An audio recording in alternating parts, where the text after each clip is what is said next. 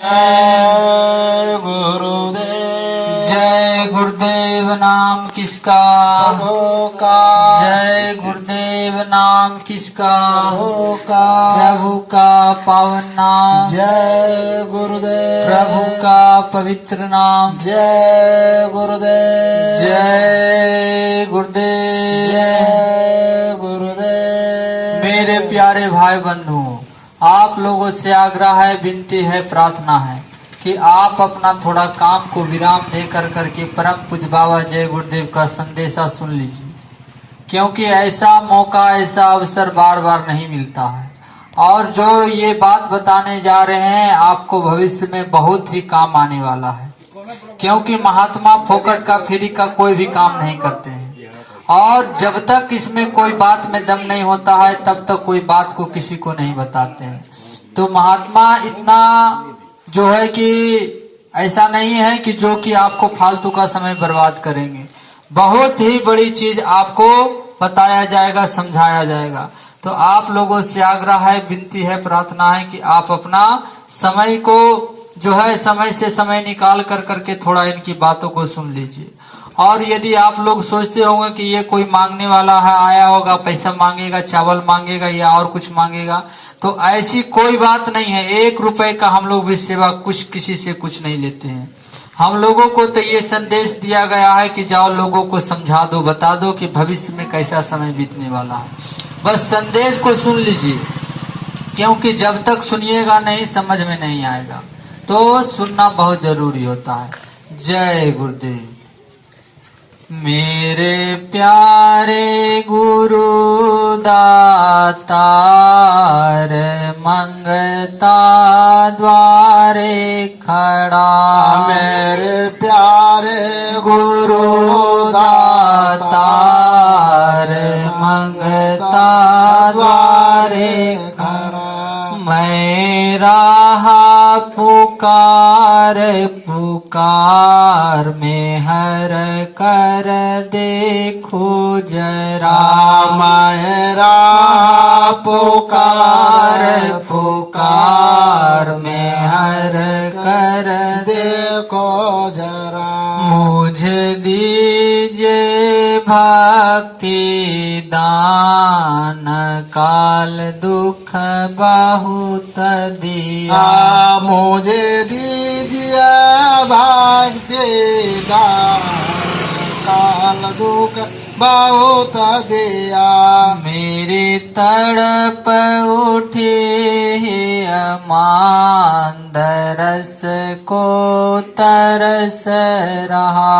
मेरा तड़प उठे माहे, दरसो तरस रहा। बरसाओ घटाय पार, प्रेम रंग दीजे बहा। बरसाओ घटाय पार, प्रेम रंग दीजिए बहा। सूरत भीजे अमीरस धार, तन मन हो बेहरा। सूरत भीजया में मेरा धार, तन मन होवे हरा। मेरा जीवन सुफल होई जाए, तुम गुण गाऊं सदा। माया ने चया धम नाकार, तुम्हारे द्वारे पड़ा। मेरी बिनती सुनो धर प्यार, घट उमगाओ दया। मेरा बिनती सुनो धर प्यार, घट उमगाऊं दया। स्वामी जी पिता हमार, जल्दी पार करो। स्वामी जी पिता हमार, जल्दी पार कियो। मेरे प्यारे गुरु दातार, मंगता द्वारे खड़ा। मेरे प्यारे गुरु अवतार मांगता द्वारे खड़ा। मैं राह पुकार पुकार में हर कर देखो जरा। मेरा पुकार पुकार में हर कर देखो जरा।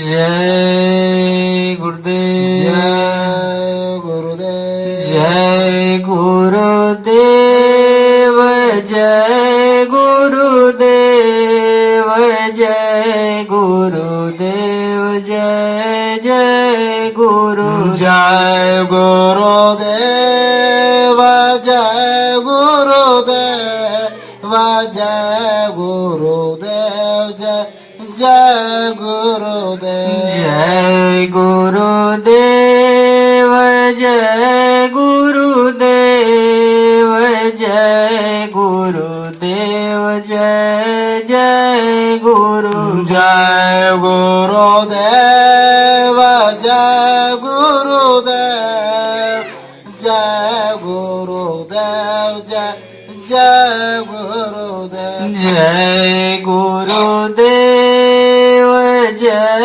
गुरुदेव जय गुरुदेव जय जय गुरु जय गुरुदेव जय गुरुदेव जय गुरुदेव जय जय गुरुदेव। जय गुरुदेव जय गुरुदेव जय गुरुदेव जय जय गुरु जय गुरुदेव जय गुरुदेव जय गुरुदेव जय जय गुरुदेव। जय गुरुदेव जय गुरुदेव जय गुरुदेव जय जय गुरु जय गुरुदेव जय गुरुदेव जय गुरुदेव जय जय गुरुदेव। जय गुरुदेव जय गुरुदेव जय गुरुदेव जय जय गुरु जय गुरुदेव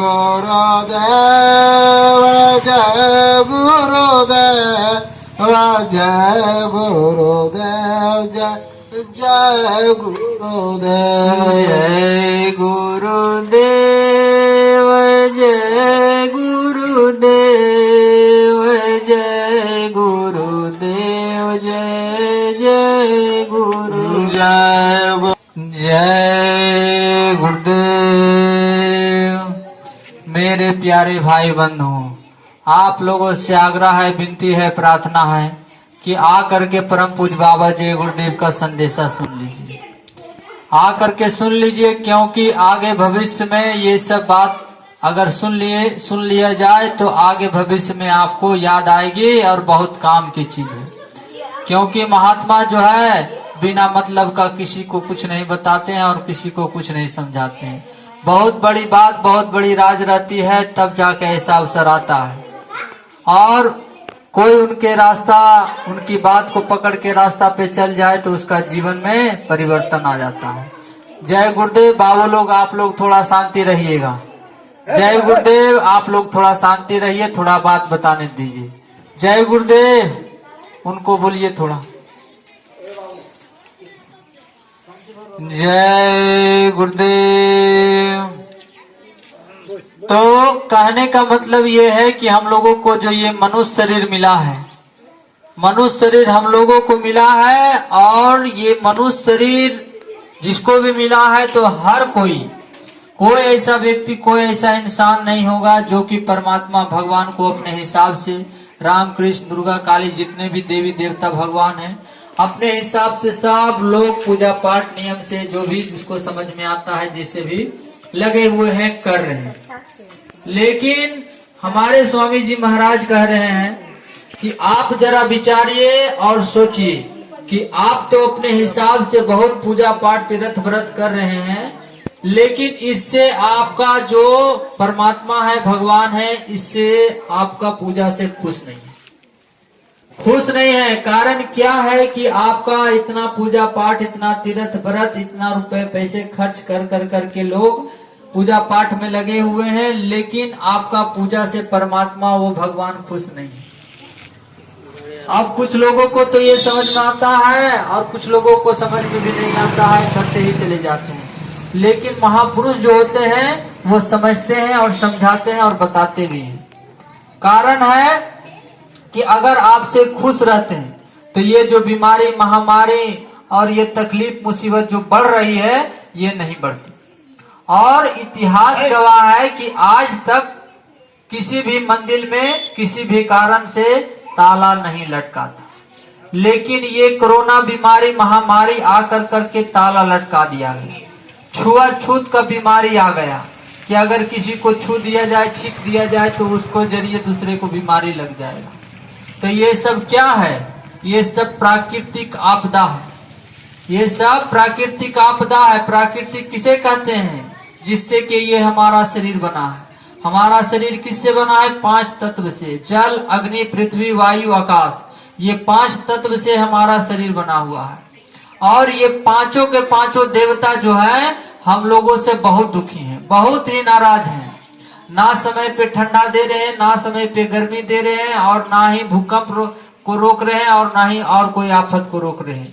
दिन ब दिन आफत परेशानी बढ़ते चली जा रही है। बिना मतलब के लोगों को जान चलता जा रहा है, मौत होते जा रहा है। कहीं बारिश ज्यादा हो जा रहा है, कहीं आग लग जा रहा है, कहीं भूकंप हो जा रहा है, कहीं कुछ हो जा रहा है। मतलब कि सबके सबको जितने लोग मरते जा रहे हैं, सब अकाल मृत्यु में जा रहे हैं।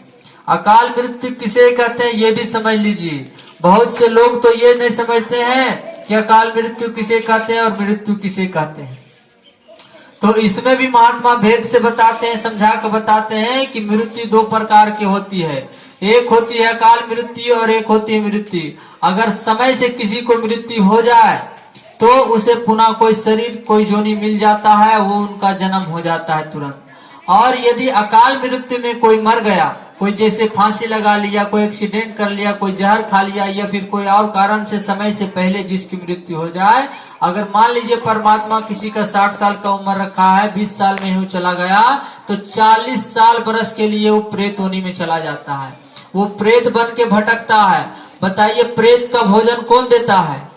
कोई देता है? उनका भोजन क्या है? लोग जानते भी नहीं है कि प्रेत का भोजन क्या है, तो उनको खाना भला कौन देगा? तो प्रेत का जब भोजन नहीं देगा तो वो बताइए प्रेत किसी को छोड़ेगा? जो उसको मारा है, जो उसको सताया है, जो उसको काटा है, वो उसको पीछे लग जाएगा। और लग जाने के बाद भी आप कितना भी देवी देवता को पूजा पाठ कर लीजिए, आपका मदद नहीं होगा। कारण क्योंकि यही देवी देवता, यही काल भगवान का ये देश है, और उसका 2 नियम बनाया हुआ है, अच्छा और बुरा। 2 प्रकार का नियम बनाया हुआ। आपने किसी को मारा है तो आपको मार खाना पड़ेगा, आपने किसी को काटा है तो आपका भी गर्दन काटा जाएगा। ये उसका नियम बनाया हुआ, और इस नियम को कोई टाल नहीं सकता है। लेकिन बीच में समय के संत गुरु आते हैं। सदगुरु क्या आते हैं कि अगर यदि आप लोगों को जो हमारे मुख द्वारा समझाया जा रहा है उनकी बात को अगर लोगों को बीच बीच में आकर कर करके ना समझाया जाए, जैसे राम आए, कृष्ण आए, और हमारे सदगुरु आए, गुरु नानक साहब आए, दरिया साहब आए, अगर बीच बीच में ये आकर के ना समझाएं तो सब के सब जो है नर्क चले जाए। इसलिए महात्मा और उस भगवान का द्वार से कोई ना कोई बराबर आते रहता है, जाते रहता है, लोगों को समझाते रहता है, सही रास्ता दिखाते रहता है। तो कुछ लोग तो जो मानने वाले होते हैं वो मान करके अपना रास्ता बदल लेते हैं और सतमार्ग पे चल जाते हैं, और जो लोग नहीं मानते हैं उनका बुरा हाल होता है। बुरा हाल क्या होता है? अकाल मृत्यु में मौत हो जाएगी, और अकाल मृत्यु में जब चले जाओगे तो ऐसे ही भूत बन के भटकना पड़ेगा। पेट बहुत बड़ा हो जाएगा, मुंह आपका सोई का नुक के बराबर जो रहेगा, कितना भी आपको खाना दिया जाए आपका पेट नहीं भरेगा। तो अकाल मृत्यु में चले जाओगे तो क्या करोगे? उस अकाल मृत्यु के बचाने के लिए महात्मा सभी पूरे भारत वर्ष में ये प्रचार का जरिया बनाए कि जाओ लोगों को समझाओ। आगे ऐसी महामारी आ रही है कि जो आप कोरोना को देखे हो, जो 2 महीना 2.5 महीना तक चला, आप झेले हो, कितने लोगों को जान गया है। जो आगे महामारी आ रही है उसके आगे ये जीरो हो जाएगा, जीरो हो जाएगा, कुछ नहीं रहेगा। फिर आप बताइए क्या आप कमाइएगा, क्या आप कमा के रखे हैं, कैसे बचाइएगा, कैसे चलना है, क्या करना है, नहीं करना है, हम लोगों को कुछ पता है नहीं। लेकिन जो समय के सदगुरु होते हैं उसको पता खबर रहती है, सब पता खबर रहती है। भूतकाल, भविष्य काल, वर्तमान काल, तीनों काल को देख कर करके जो है वो आदेश पठाते हैं, आदेश पठाते हैं कि जाओ समझा दो, बता दो। और नहीं तो हम आपके बीच में आके क्यों बकबक करते हैं। आप अपना कमाते हैं, अपना खाते हैं, हम अपना कमाते हैं, हम अपना खाते हैं। हमको भला क्या जरूरत था कि आपके बीच में आने का। लेकिन जब समय का जो सदगुरु धरती पे आते हैं तो उनका आदेश रहता है कि कोई भी बंदा बचना नहीं चाहिए कि जिसके बारे में वो ये नहीं कहे जब उसका शरीर छूटे कि जब भगवान आए थे तो हमको क्यों नहीं बताएं। उनका कहना हम भी मान लेते, हम भी अपना परिवार को बचा लेते, घर समाज को बचा लेते, और हमको नहीं बताएं इसलिए हम नहीं बचे। इस कारण से आप मानो तो ठीक, ना मानो तो ठीक, अर्जी हमारी, मर्जी आपकी, बिनती बाबा जय गुरुदेव की। कोई जोर जबरदस्ती नहीं है। उनका ये संदेश है कि हम लोग जो पूजा पाठ कर रहे हैं, कर तो रहे हैं ठीक है, लेकिन करने का तरीका हमारा बदल गया, तरीका हमारा बदल गया, तरीका पे जो है पर्दा पड़ गया, जिसके कारण से वो परमात्मा नहीं खुश हो रहे हैं। पर्दा क्या पड़ गया है कि मान लीजिए जैसे कि ये देवी माता दुर्गा जी का मंदिर है, अगर इसमें कोई दारू आके बैठ के पिए, कोई मांस बना के खाए तो आप उसको छोड़ोगे? नहीं छोड़ोगे, मारोगे, पीटोगे, चाहे जो भी हो जाए, इसको यहाँ से भगा दोगे। तो आपका हाथ का बनाया हुआ ये मंदिर को कोई गंदा करेगा तो आपको बर्दाश्त नहीं होता है। तो उस मालिक, उस भगवान ने भी एक मंदिर बनाया है, जीता जागता ये मनुष्य मंदिर, तो उसको आप गंदा करोगे तो वो भला कैसे बर्दाश्त करेगा। वो आपको साफ सुथरा ये मनुष्य शरीर बना के दिया है और सब सुख का साधन ये धरती पे दे दिया है। आपको किसी भी चीज का कमी नहीं दिया और किसी भी चीज का टैक्स भी नहीं लेता। हवा फ्री में, अन्न फ्री में, बस जो उसको पैदा करता है और उसका जो सेवा करता है उसका कीमत वो लगा के बेचता है। लेकिन परमात्मा के द्वारा उसका कोई सेवा, कोई तरह का पैसा लिया नहीं जाता है।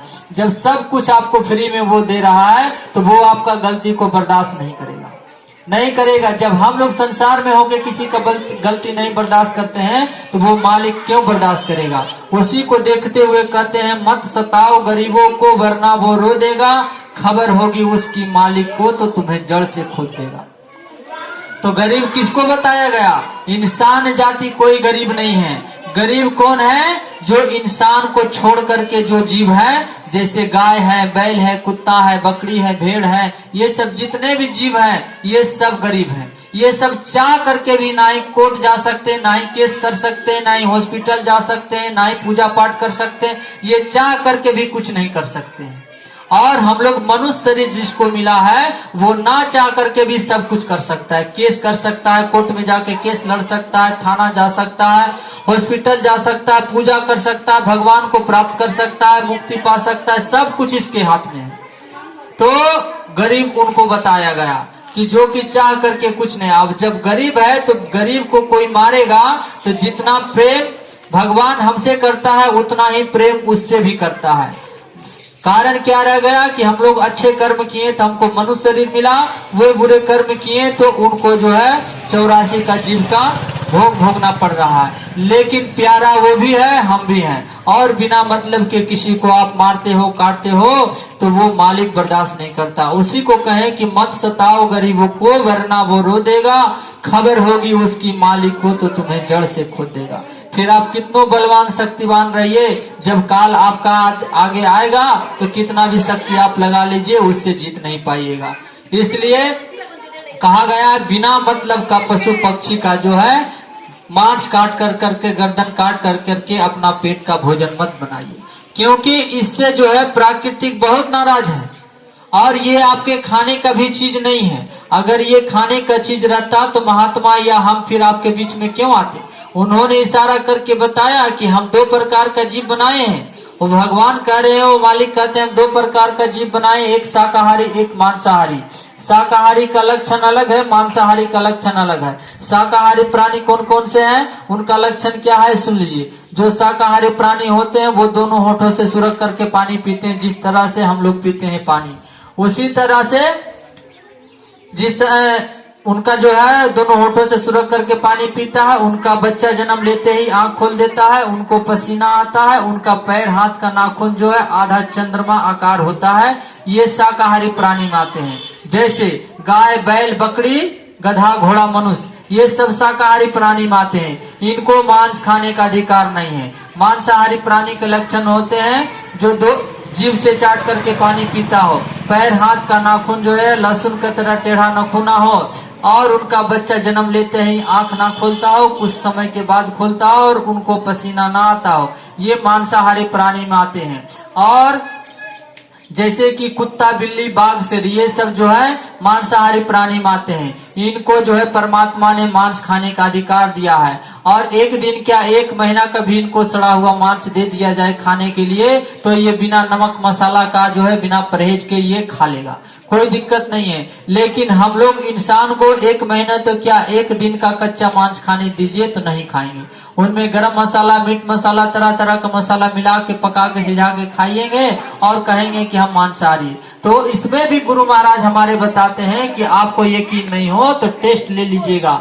आप तो बहुत बुद्धिमान हो, बहुत होशियार हो, और अपने हिसाब से कहते हो कि हम मांसाहारी हैं, लेकिन आप मांसाहारी नहीं हो। और टेस्ट ले लीजिएगा क्या कि आपके गांव घर में गाय बकरी होगा, उसके नाद में मांस का टुकड़ा डाल दीजिएगा, और यदि गाय बकरी मांस खा ले तो आप समझ लीजिएगा कि मांस खाने का अधिकार हमको भी मिला है, फिर आपको कोई मना नहीं करेगा। और यदि नहीं खाता है तो आप ये समझ लीजिएगा कि एक जानवर होके वो मालिक का नियम का पालन कर रहा है, और हम मनुष्य होकर के मनमुखी बन कर करके अपने मन के हिसाब से गलत काम करते हुए जा रहे हैं, तो वो मालिक बर्दाश्त नहीं करेगा।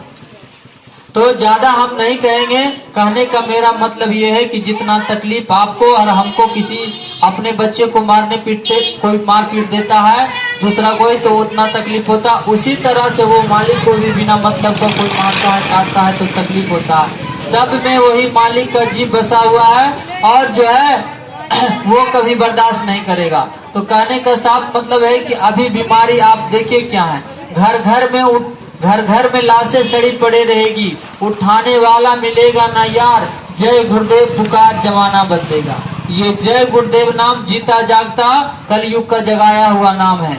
जब राम भगवान आए थे तो राम को किसी ने नहीं जाना था। जब राम भगवान अपना काम को करके चले गए, उनका रामायण इतिहास बन गया, और जब घर घर में रामायण का किताब गया तो राम का नाम सब जानने लगे कि राम आए थे कृष्ण।